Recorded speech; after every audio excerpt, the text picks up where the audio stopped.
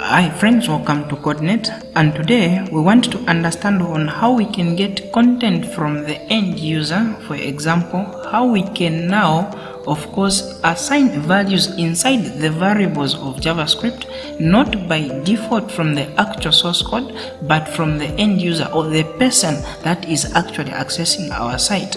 So we'll learn the first method, and then the next method we'll learn at a point where we'll of course talk about HTML forms in conjunction with JavaScript. For now, let's just learn on how we can get content from the end user using JavaScript window.prompt as a method of doing so. So of course you can take note that I'm using just an HTML document because the extension is firstjs.html. Hence, of course, I will implement internal JavaScript using the script as element of HTML script, and immediately we do that, we even close, we have of course the ending of course tag of the element provided by the IDE. This is why I love Visual Studio and anything related to that. So now we want first to get the element from the end user.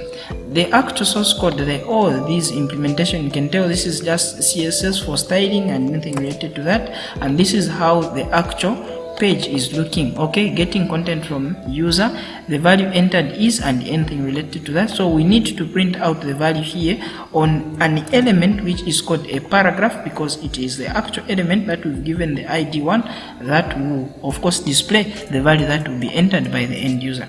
So what we can do is, okay, script, we've implemented that, meaning we want to deal with JavaScript. So at first, since the user needs to be given like the words that he or she should read for him to know that I need to enter a number, we'll of course print out something on the screen using window.alert. Immediately we do that, we even open the parentheses. Since we are dealing with strings, a sequence of characters, we'll learn about this in our next session. We'll add the double quotes. Of course you can see that the cursor is blinking in between the double quotes because definitely we are printing out a sequence of characters, meaning strings, hence we need to do that on the double quotes.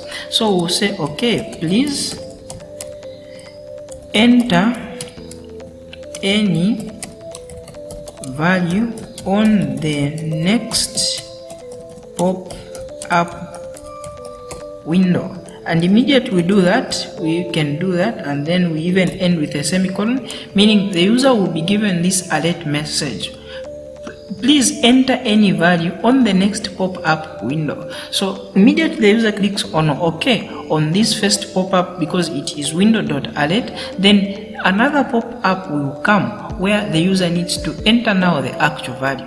So how will the user enter the actual value? How can we request for the user to enter a value when it comes to JavaScript? Well, we can use another method of doing so, which is called window.prompt, and immediately we do that, we even open the actual parentheses, then we add a semicolon. So we've created of course the actual parentheses. You can tell that the syntax is similar to window.alert. I mean, they are all window pop-up things that gets to be displayed when you are on the web or anything related to that. So the user will have access now to enter anything, either a string. A string is simply a sequence of characters, we'll learn in our next session, or either a whole number, as in anything related to data types. So the user will have now access to put or to enter that thing on the newly to be popped up window.prompt pop-up window icon. So immediately when that happens, then let's print out now the value that the user will enter. Now for we to print out the value, it means we need to assign the actual value that will be entered by the user into a certain variable. To do that, we need to just say, okay, create a variable. I want to create a variable named x, and this variable named x is equal to window.prompt. Don't forget, from our previous sessions we were saying, okay, immediately we create a variable.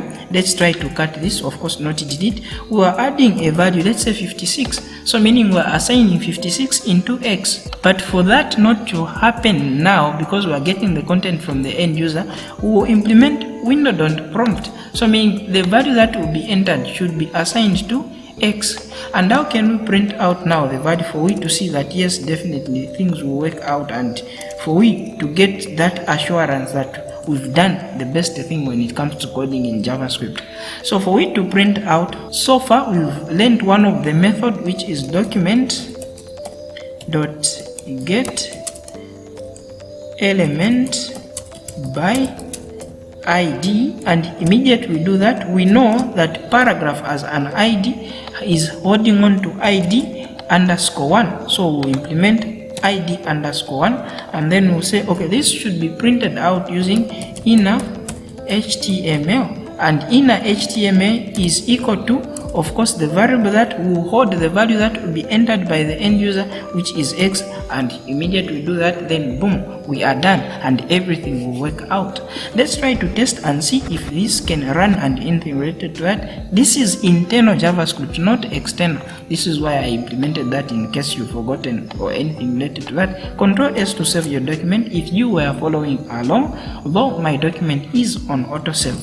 Let's go on the browser. Immediately I refresh the browser. Of course, you see that the first pop-up window, which is the actual window.alert we implemented, please enter any value on the next pop-up window. Immediately we click OK.